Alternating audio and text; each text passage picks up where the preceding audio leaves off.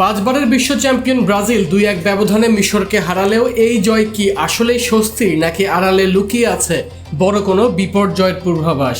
কারণ এই ম্যাচে আক্রমণ ভাগ ও রক্ষণ ভাগের খেলোয়াড়রা পারেননি সমর্থকদের প্রত্যাশা পূরণ করতে। তা না হলে ব্যবধান নিশ্চিতভাবে আরও বেশি হতো বিশ্বকাপের আগে, তাই কিছুটা দুশ্চিন্তা তো থেকেই যাচ্ছে।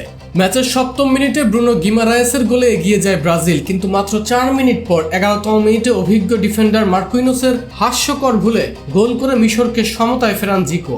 আর এই এক গোলেই স্পষ্ট হয়ে ওঠে ব্রাজিলের রক্ষণ ভাগের দুর্বলতা। নামে ব্রাজিল হলেও মাঠের লড়াইয়ে সেলেসাওদের রীতিমতো ঘাম ছুটিয়ে ছেড়েছে মিশর। পুরো ম্যাচে 49% বল পজিশন নিজেদের কাছে রেখেছিল আফ্রিকার দলটি। এমনকি ফরওয়ার্ড পাস এবং লং বলের দিক থেকেও ব্রাজিলের চেয়ে এগিয়ে ছিল মিশর। মিশরের 56টি লং বলের বিপরীতে ব্রাজিলের ছিল মাত্র 36টি। প্রথমার্ধ 1-1 সমতায় শেষ হওয়ার পর দ্বিতীয়ার্ধে একসঙ্গে 9টি পরিবর্তন আনেন কোচ আনচেলত্তি।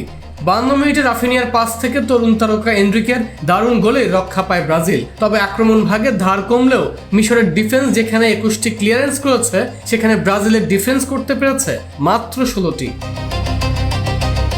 টানা 3টি জয় পেলেও মিশরের বিপক্ষে ব্রাজিলের রক্ষণ ও আক্রমণ ভাগের এই দৈন্য দশা কিন্তু বড়সড় প্রশ্ন তুলে দিয়েছে। বিশ্বকাপের মূল মঞ্চে নামার আগে ফুটবল পরাশক্তি ব্রাজিলের এই ছন্নছাড়া রূপ কি ঘুচবে? আনচেলত্তির শিষ্যরা কি পারবে হেক্সা মিশন সফল করতে? সেটাই এখন বড় প্রশ্ন।